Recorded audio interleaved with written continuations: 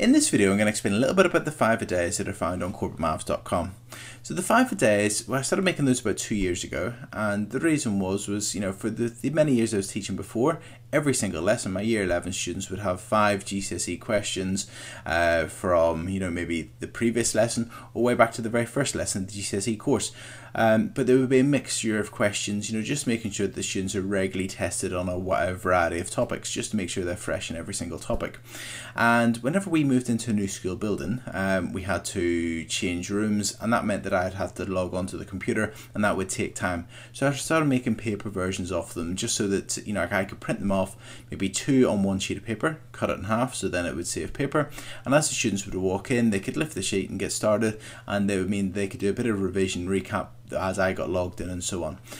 So the 5-a-days, I still use them now as a starter. I project them onto the interactive whiteboard, or give out paper copies, maybe copies that they could stick into their books, and I use them quite often for starters for my year 10 and 11 classes. I'll show you later on the video how other colleagues across the world have used the 5-a-days in different ways. So on the 5-a-days, you will see that there's 3 different, if you go to Corbettmaths.com, there's a tab at the top which says 5-a-day. If you click that, you'll see there's 3 different 5-a-days. There's numeracy, foundation and higher. Higher is aimed at the material that's on the higher paper only, so the B, the A and the A star stuff.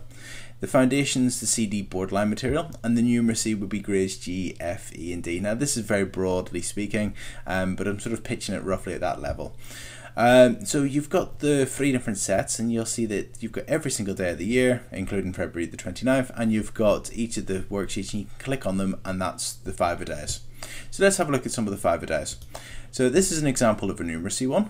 It's got 5 questions, 5 rows. Each row would be a question. Quite often you will see that there's an image on one side and maybe the question on the other, or a wordy question on one side and then space for the students to work on the other. Again, I made these so that the students could write on them, as they went into the classroom. So there's space for the students to complete them on there, or else you could just project it up and the students could work from the board.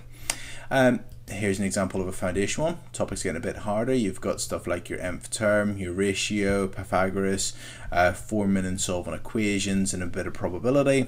And then you've got the higher, factorizing, using what the difference between 2 squareds.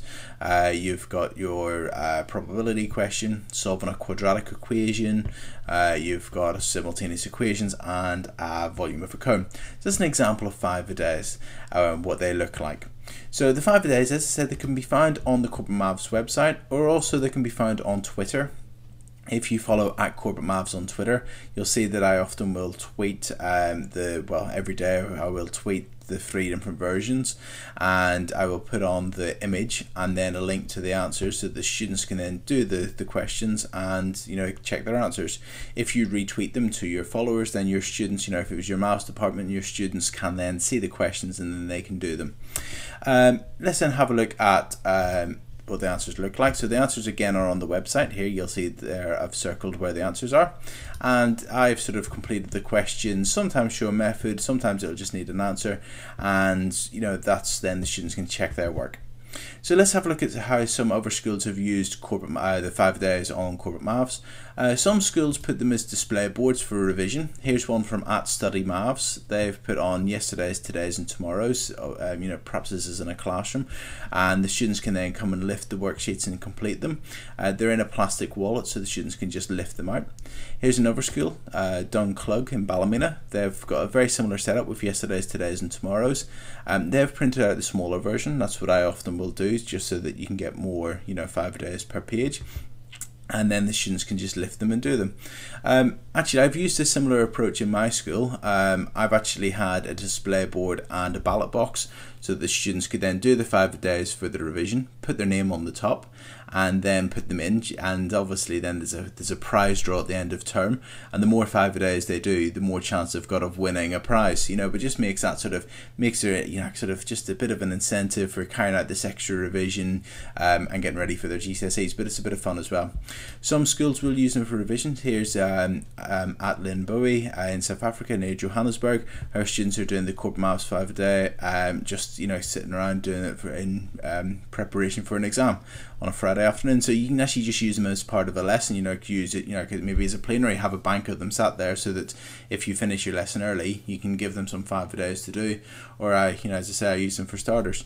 But you know, so there's some ways in which you could use your 5 days, you know, starters for a bit of competition, have display boards, you could get them to do it as, you know, the revision, or even, as I've said, you could sort of just share them with the students for their own independent revision. They're just some of the ways which the 5 days can be used. If you've used them in any other way, I would really love to find out and hear about that.